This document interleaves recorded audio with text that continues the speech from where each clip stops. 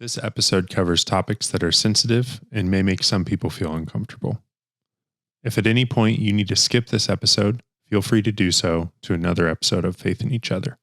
We believe that these conversations are necessary at times in order to build faith in each other. Hello, everybody, and welcome back to our show, Faith in Each Other.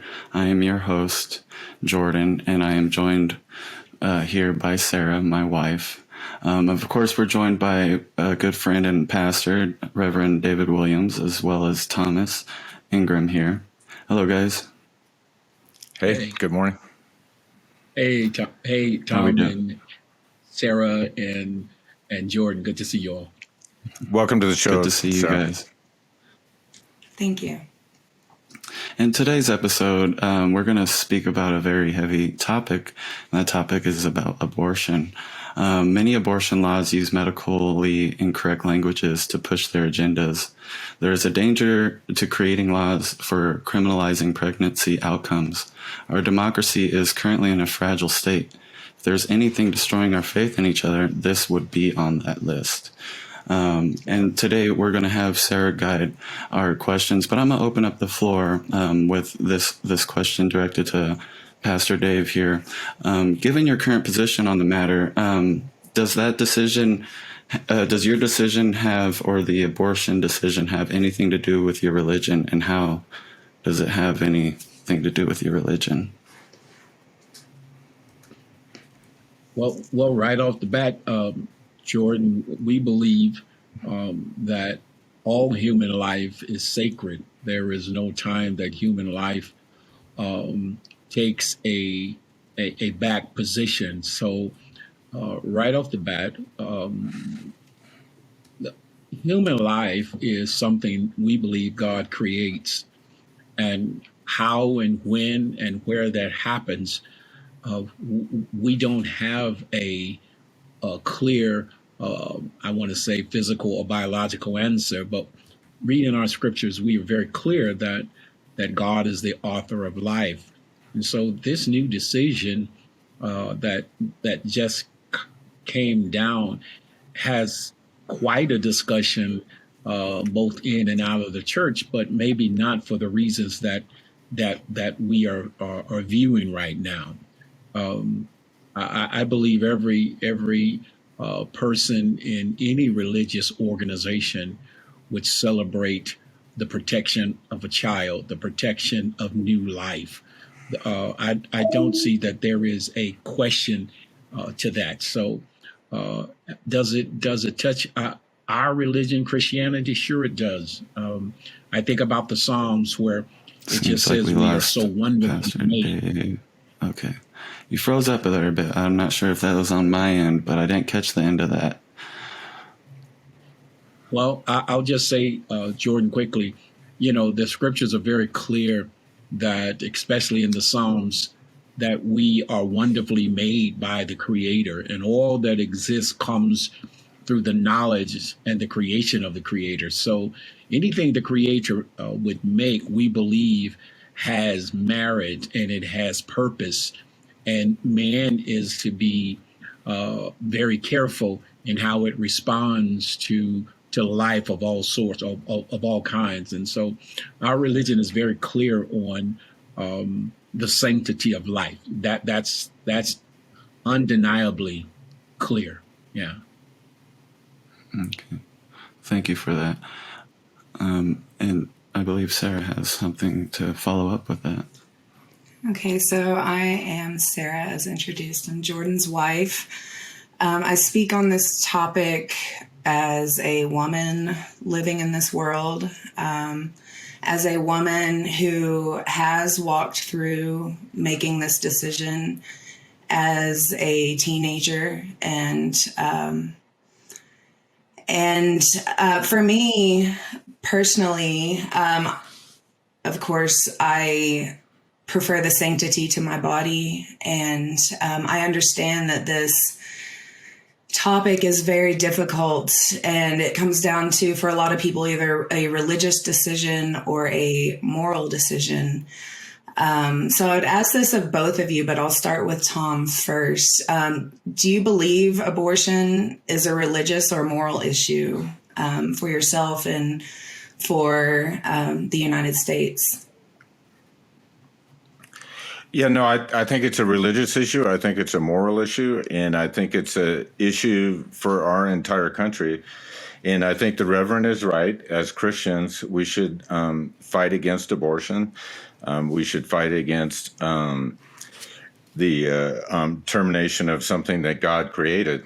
But the only difference I would take from the anti-abortion people that are kind of out there right now is, I think if we want to fight against abortion as Christians, then the way we should do that is by spreading Christianity and converting people so they don't have the unwanted pregnancies in the first place. I think that making a law against it is just a shortcut. It's just a easy way out.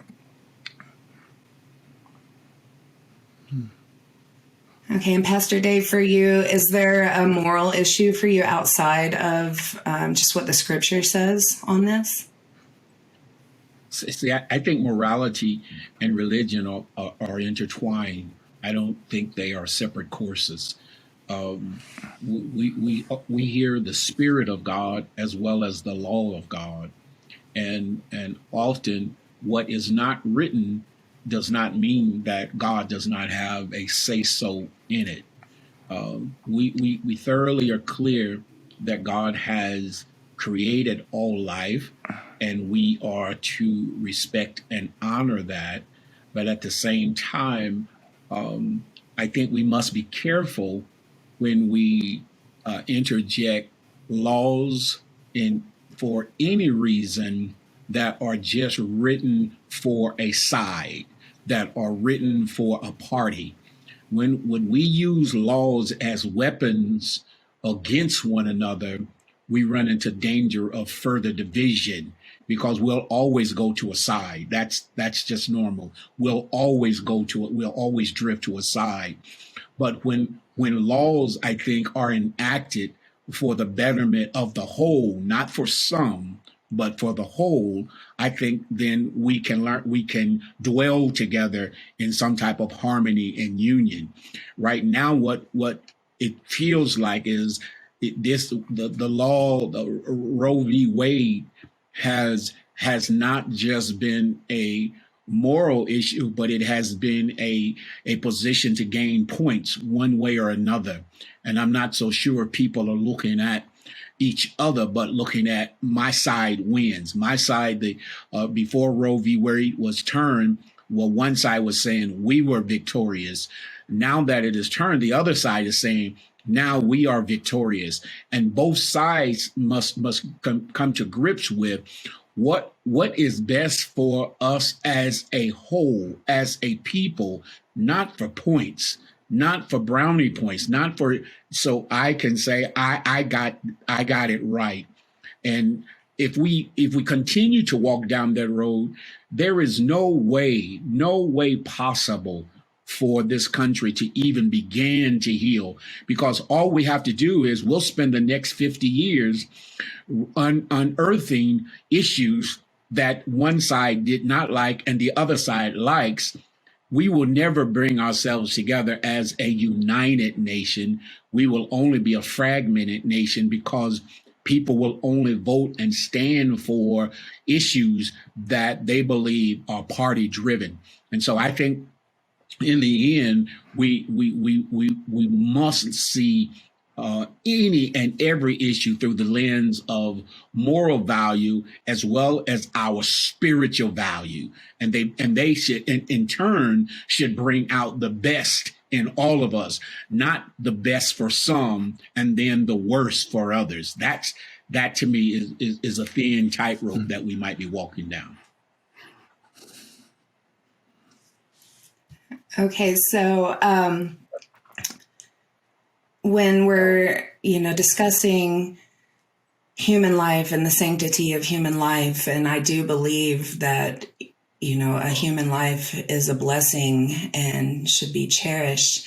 When do you think human life begins? Do you see it as it begins when the sperm meets the egg and we have a couple of cells that are dividing? Does it begin when you have a heartbeat? Does it begin when you have brain waves?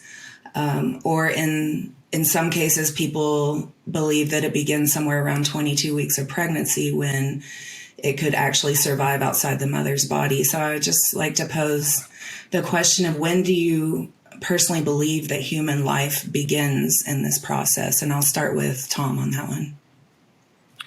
I think from a religious standpoint, life begins at conception. And from a legal standpoint, life begins at birth. And I think that if you wanted to to give the fetuses rights, that there would be all kinds of complications with that. I just don't think that's a legally practical thing to do. I think from a democracy standpoint, life begins at birth. And Pastor Dave, how about you? Sarah, being that my background is not medical, it's easy for me to say I default this to our academics. That is not a place, because I can say I feel that doesn't bring any credibility at all. I have to trust the intellectuals in that field, and I believe that's where we lack. I want to believe that we as human beings can come to an agreement that honors the life of the mother, that honors the life of the child that's being formed within her from a medical view. I think I would have to defer that. I'm trusting our intellectual scientists to tell that part. What we move hard in and through Scripture is from birth, from the actual moment a child is brought into the world, there is an obligation for human honor and decency and protection. That's how I come into Scriptures. The Scriptures, I have no weight on, is it at 20 weeks, 22 weeks? I have no ground there. But I know from the moment that child is brought into this world, there is an obligation to protect and securely love and provide and give to that child, that child might become a healthy, worthy component of society. So that's how I come into that discussion. I have to defer to those who are deeper and more accurate in the science and the biology of life. Thanks for your answer, Pastor Dave. When discussing, the personhood of the child that's growing inside a mother, I'd like to ask Tom, just considering your current position, if a pregnant woman and her unborn child were murdered, do you believe the criminal should be charged with 2 counts of murder in that case? No, I think if you try to do stuff like that, you'll end up with just a mess. Because so let's say the woman was 1 day pregnant, then what do you do? I mean, the only clean way to do it legally is to have it at birth.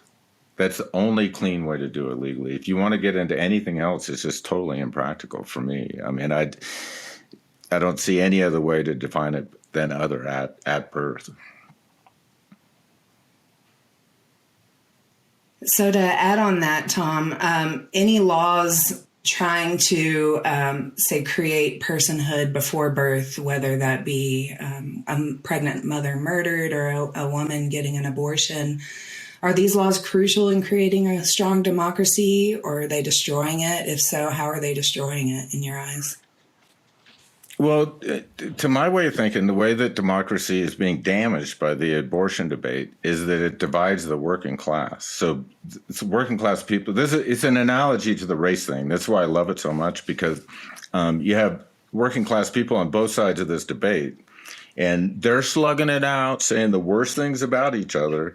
And then the end result of it is that corporations don't have to give us a raise because we're too divided to ask for one.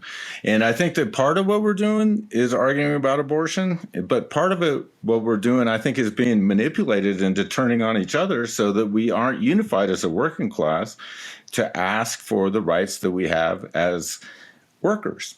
And I think that the concentration of wealth we have in the United States today is unsustainable for a democracy. I think there are too many people with too little that are subject to rabble-rousing by some politician of the future.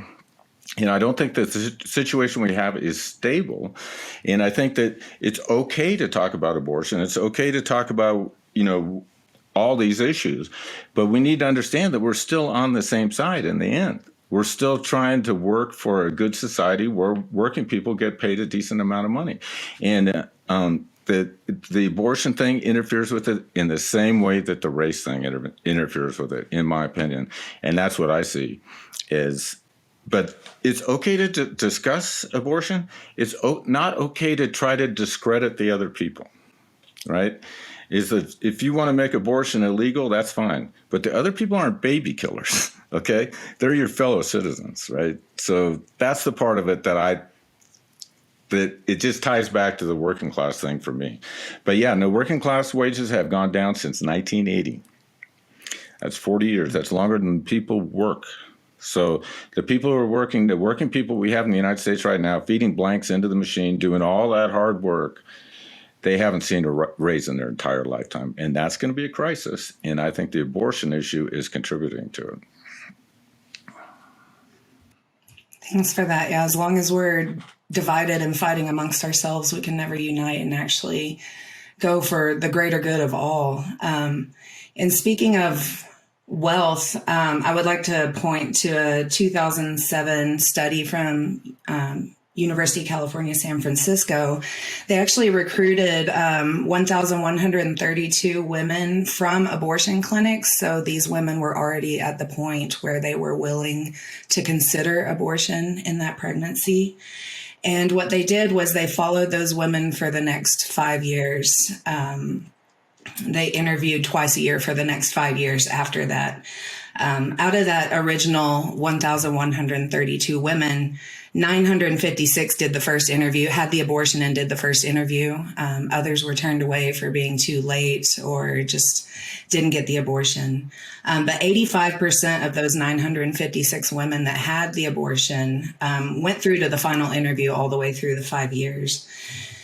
And what they found from comparing the women that had the abortion versus the women that went full term with their pregnancy was that women are far more likely to live below the poverty line when they are forced into carrying a pregnancy to full term. So my issue with this, whole situation is that what happens once the child is born? All this pro-life, let's bring these children into this world. But what about when they're here? Where are the social programs? Where's the structure? Where's the assistance? So I would just ask Pastor Dave, if this is the future that we're moving towards, where there will be women having babies into bad situations, bad relationships, living in poverty, children that weren't wanted, how do we support what is moving forward? How do we support these women and children outside of creating laws? What can we do in our everyday life to support these women and children? Thank you, Sarah, for sharing that information. But first, I want to say to Tom, thank you. I think you said it right down Main Street. We can use our discussions to further divide, but it looks like it's cloaked about really what's important and how do we make this a world or a society, a country that everybody has a fair share. And maybe, when you think about that, there are people who will not and do not want everyone to have a fair share. We're aware of that. But at the same time, we want to believe that 85% good people really do want to see what's best for each other so we can push together. And I think we've just got to stop the brick throwing and just lining up just because I'm a Republican, I'm a Democrat, I'm a libertarian, whatever. I think we've got to come to a place where we're saying, I can hear you. What is it? I hear what you're saying. You hear what I'm saying. What's best for the two of us? We've got to find that place fairly soon. Secondly, Sarah, where do we go forward? I think the best thing we can do going forward, it is to hold each other accountable.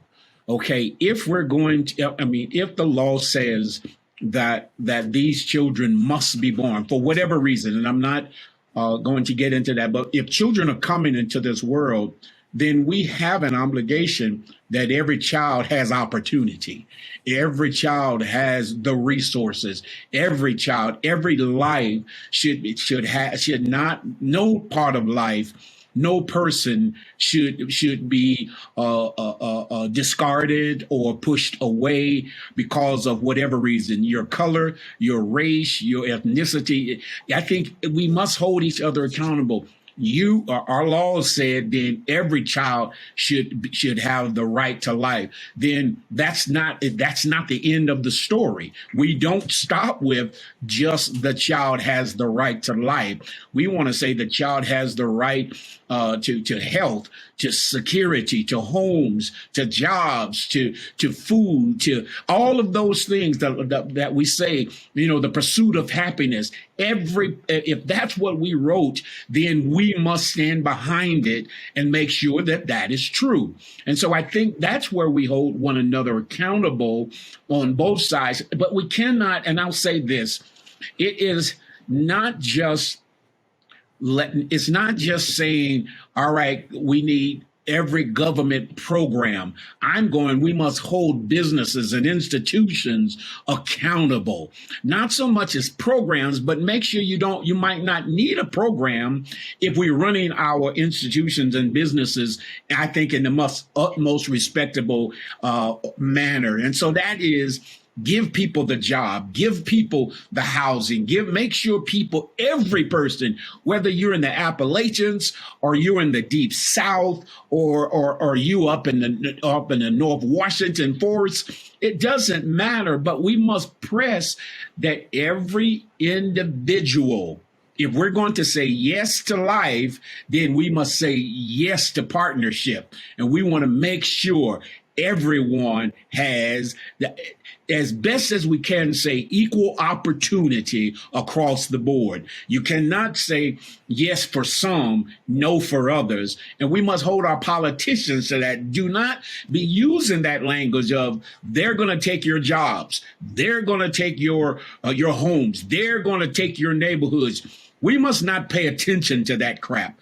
We have got to say we're in this together, and we all need the same resources and the same opportunities that we can afford the American lifestyle that we say America will provide. So I think it hangs deeply in, can we hold each other accountable? Even in Roe v. Wade being changed, we've got to stop calling each other baby killers, or you just don't like people and you guys. No, I think we must say is, if we're at this place, what will we do to guarantee that every person, every child, every human life is welcome and will have resources to live securely in this country? Thanks for that, Pastor Dave. That actually leads into what I was going to ask, Tom, is what do you think businesses and industry need to do moving forward to help support what the situation is currently for these women and children? I think that if you really looked at it, the businesses are probably on the leading edge of all this stuff. But I think the most important thing for me is that we need babies. It turns out that the only people that can provide those are women between 18 and 24, or 18 and 40. And so I think what business needs to do is give that group of people the opportunity to have the babies, to do what they got to do. And one of those things it would have to be to provide time for them to get an abortion if they need one. And but I think that business is pretty progressive on this, but I think that there has to be a guarantee that the woman can cross state lines and get time off to have an abortion. I mean, with the overturn of Roe v. Wade, those would be the two main things that I would really push for. And then I would ask the activists who give all their money to the anti-abortion cause, I would ask them to not give that to political consultants that divide us anymore, and give that directly to the young women who need to go across state lines and lose a week of pay to get an abortion. Then I would call on the people who are against abortion to use their money, not to give it to political consultants that divide it, but give that to young women who are poor. The support we give to women with single moms in this country is appalling. And it's because we're divided racially. I believe that. I believe that the welfare mom imagery that we have, that's what's causing it.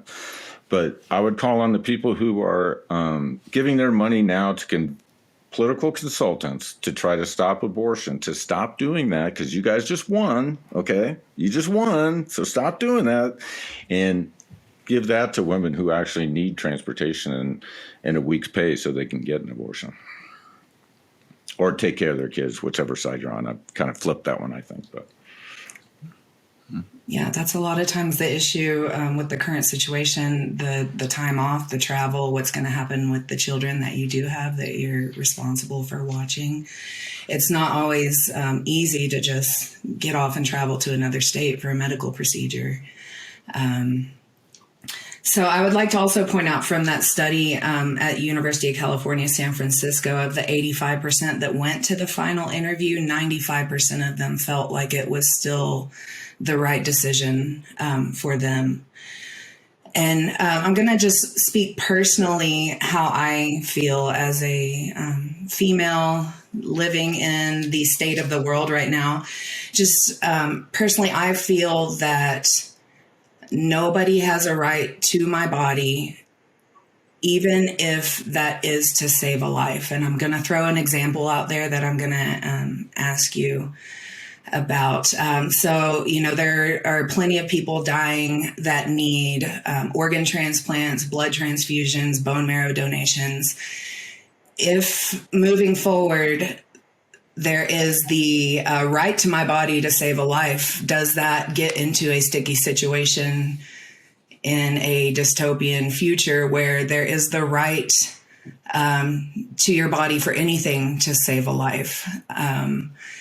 So I'm going to pose that to Tom. What do you think about just that idea that somebody could come into your body under the guise or under their belief that they are saving a life?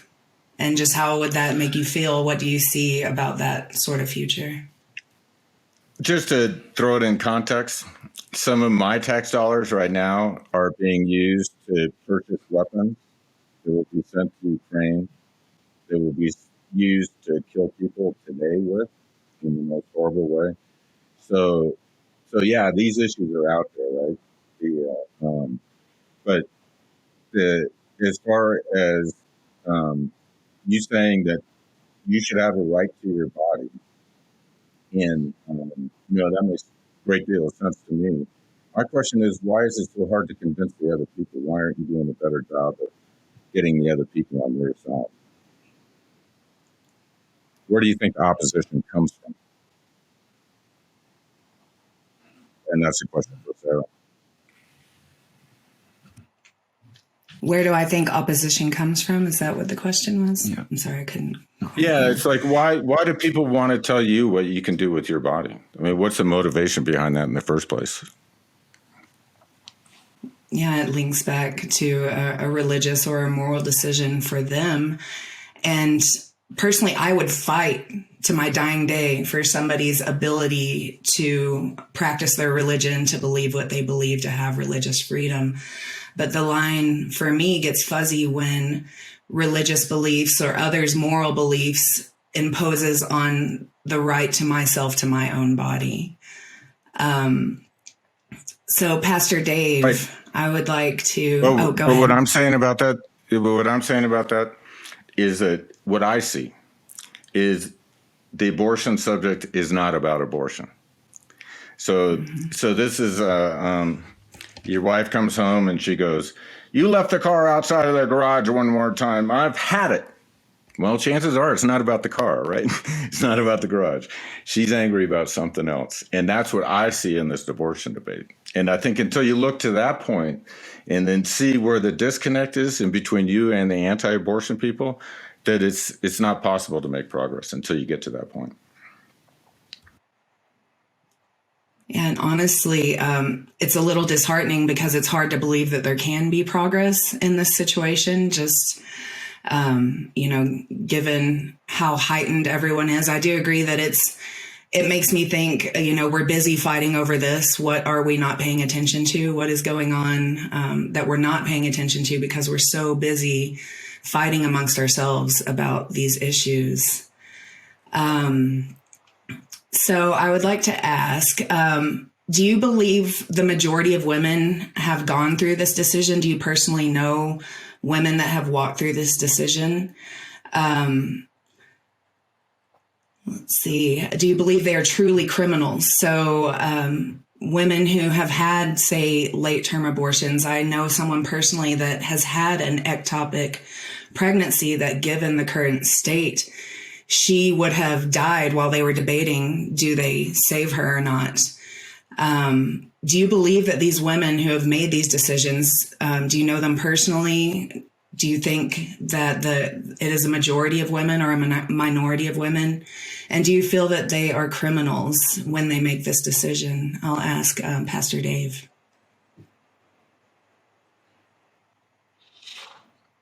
You broke up for a moment, but I think I caught the gist of it.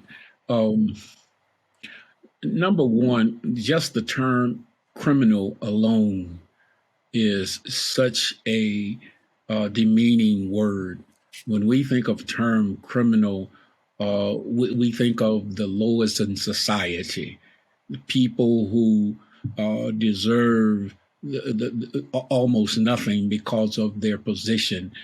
And when we label someone criminal, we must be careful because we're also saying, but I am a long ways away from where you are. I am so holier than you are. We don't deserve to be in the same atmosphere.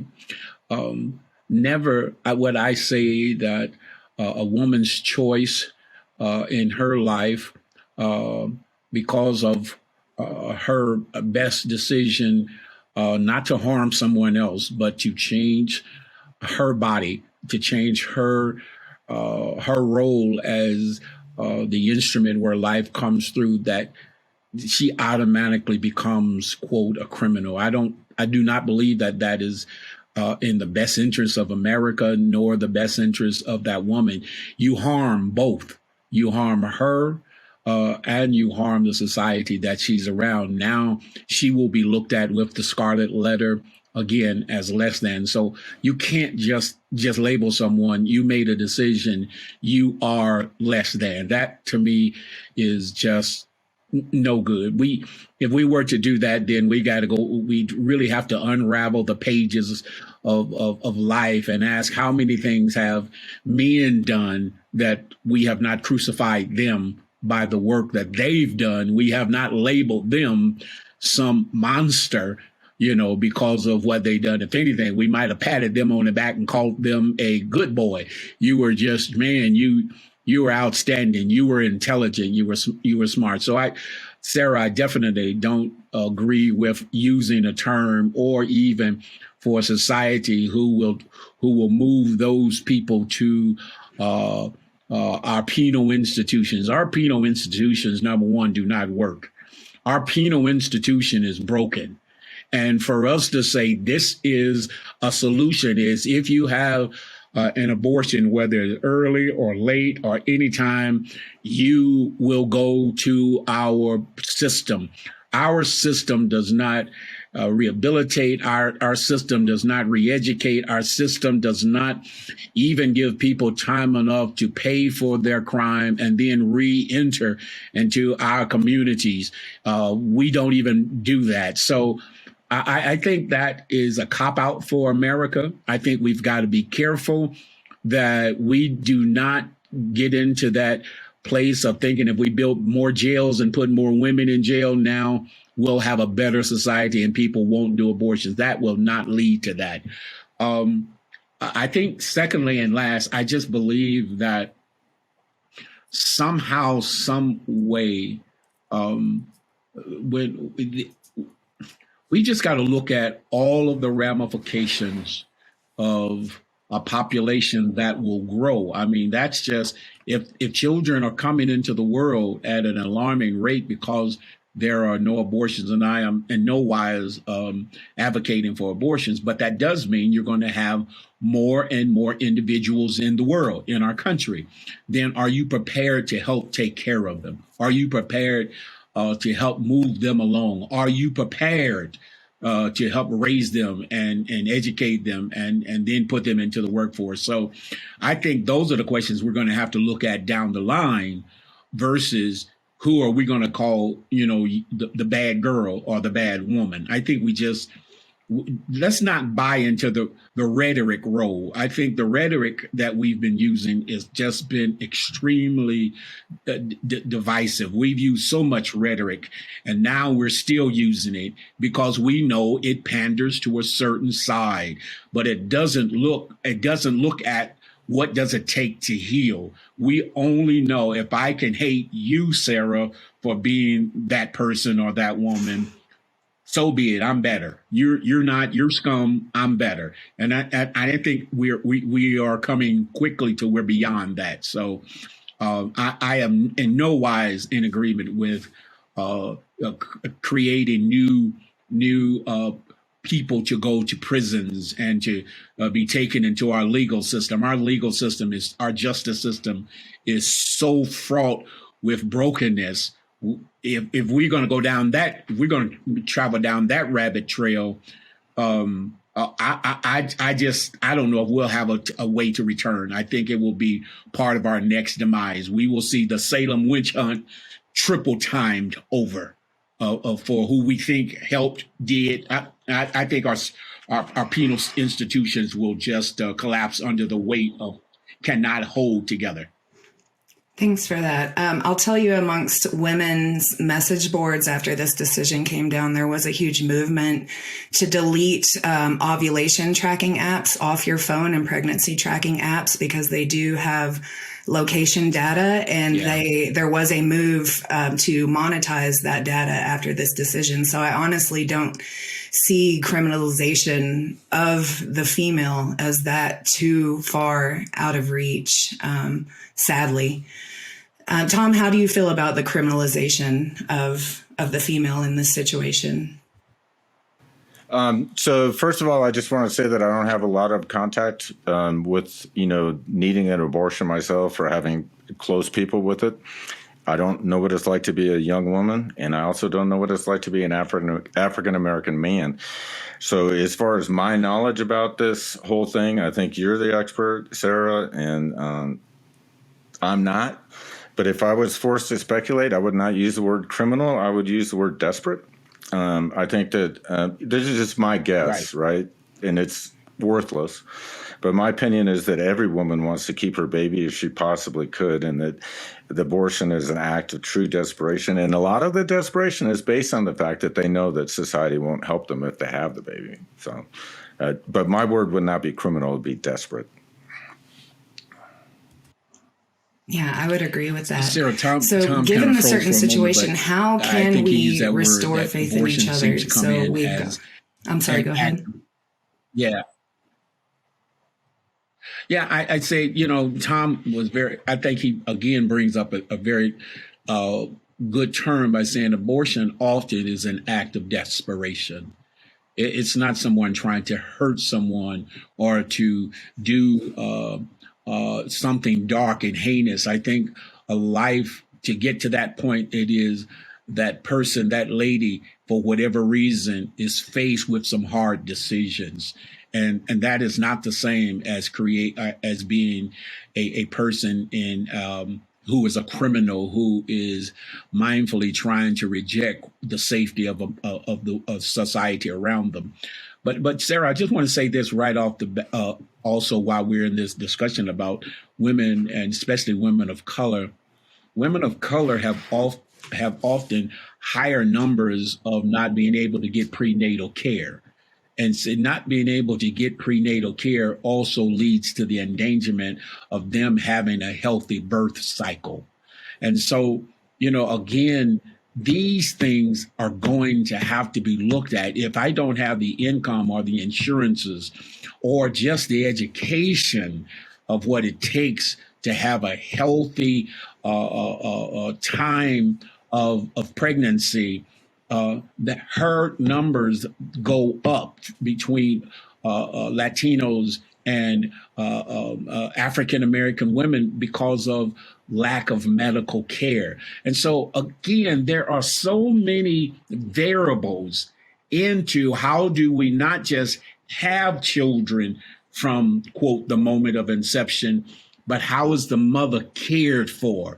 How is the mother resourced? How is the mother supported during her carrying of the child, so that when this child comes, she is not overloaded with work for a sickly or a medically disabled child. So those again are reasons that women are saying, could you hear our discussion about for an abortion or not an abortion? It's greater than you're just a baby killer. There's a whole lot of discussion of women saying the reason I had to go to an abortion was A, B, C, and D. And then there's others who are saying, no, just bring the child into the world. If you bring the child into the world, for some, they don't have the income or the resources to take care of the children that they have. And then when you add on to that, then let's put them into the adoption centers. Well, you have another variable of problems. You're going to put children into adoption system who nobody wants to adopt. In America, we have choices of what kind of children we adopt. We adopt Asian kids. We adopt, we don't adopt Latino kids. We don't adopt by the droves or by the big numbers African American kids. Those are not the favorite kids to adopt. So I'm just saying that we've just got to be more open to, we've got to have more talk and serious desires to not only honor our spirituality, but how do we come alongside every woman who is with child, every woman who is about to bring a child into life. We've really got to have a really heart-to-heart discussion of, how can we love this person and the child that they are about to bring into the world? And that's something we do very poorly, even at this time of life.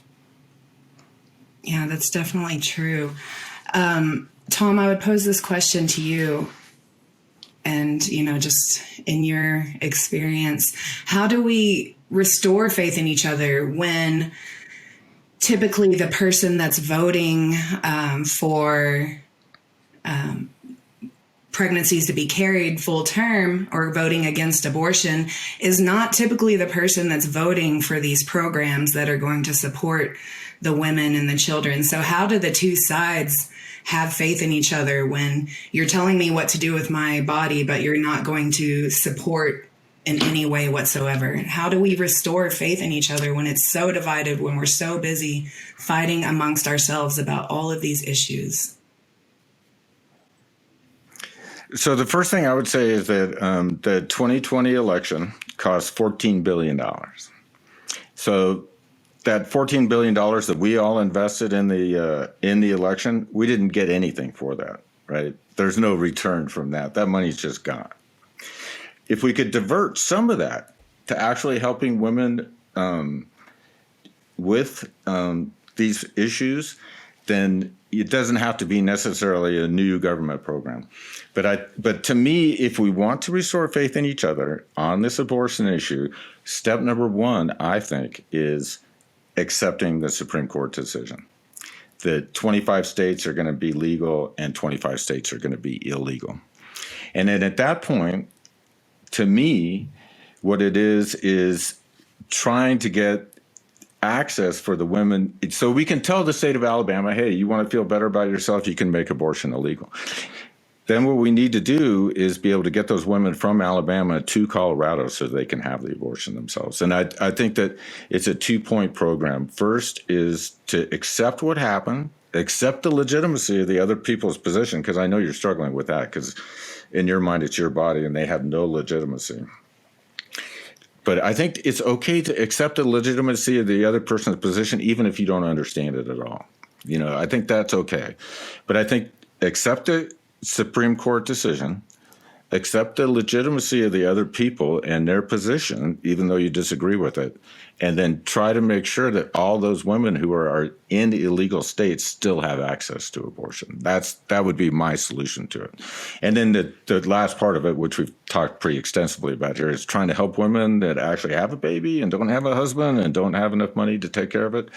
Try to get into that process a little bit more too. So, but that would be to me the 4-point program of trying to restore faith in each other after all these terrible arguments and all the terrible things we've said about each other in this discussion. Yeah, definitely. There always seems to be plenty of money for wars, but then when it comes to healthcare or education, it's like, well, where are we going to find the money? Pastor Dave, how do you think us, as we depart this week, or anybody that's listening, how can they go through the week having faith in each other, even for somebody that stands on the opposite side of the issue?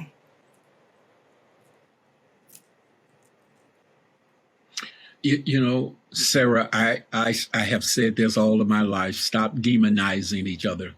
So you just got to stop the demonization of someone who does not agree with you. That has to be the jump off point. We will always, husbands and wives, disagree with each other. I love my wife dearly, but I think, if for the things that we don't agree in, she's never left our home. I've never left our home. We find a way to bridge together, to be that husband to wife, to be that family that has disagreements, but we don't leave each other. We've got to get back to that. We've got to get back to stop believing that when someone disagrees with you, that they are the Antichrist, that they are Satan personified, that person is anything with a label. I believe that, this week, Sarah, one of the best things we can do, I will agree with my colleague Tom one more time. I can accept that this decision was made. You don't have to try to tell yourself, no, it really doesn't cover for me. Yes, it does. It's a part of my real world. But what will happen is I will work doing this new decision to bridge some gaps with my brothers and sisters, maybe that I didn't agree in, or where can I help the lady or the girl who is right now pregnant? What can I do to come alongside versus just being on the side of the road, screaming out all sorts of epithets and all sorts of words that will do nothing but further fuel the fire. I think we have an obligation to cut down some of joining with our friends who are just churning and turning these fires. We can say, hey, but what can we do now? What are you willing to do now? How can you help a woman, a child, a school, a hospital, a care center? How can we be positive reinforcements in the betterment of those around us? I think that's going to come about, Sarah, by stop the demonization of anyone who does not say or look like you. I think that's got to be primary. Mm-hmm. Yeah. Do you have any thoughts on how we can have faith in each other? I'm right there with Pastor Dave there. The demonization of people, not everybody's walk is the same. We just got to accept it, and we just got to learn to work together. Live harmoniously in this life that we have. It's so fleeting already. I've lost a child, to the system kind of failing me in a way. And, I could demonize them all day. And after hearing this discussion, I feel like, it could be my excuse or it could be my reason, that I create something better to help somebody else that is maybe going through something similar, and stop the name calling and things like that, because it's never really gotten me anywhere. So that's all I have to say. There's a lot of good content today, especially the accountability. I just, that accountability is huge. You got to just own up to it. That acceptance as well is huge. And in a lot of the society we live in, we got to accept it, because it's all we got. That's how I look at it. It's really all we got. So with that being said, I think we're getting close to our time here today. And of course, I appreciate you, Tom. I appreciate you, Pastor Dave. And I want to say thank you to Sarah for running this discussion so beautifully today. It went quite well. And I hope everybody has a beautiful and blessed week. And we will see you next time on Faith in Each Other. Thanks, Sarah. Really appreciate it. Oh, you're welcome. Thank you. Thanks, Sarah. Thanks, guys. Thanks for letting me be a part of it. And thanks for your answers and insight. But I think a woman's perspective on a lot of things would be good. So if you want to be on any future episodes, just let your husband know. That's what I was thinking. Yeah, absolutely.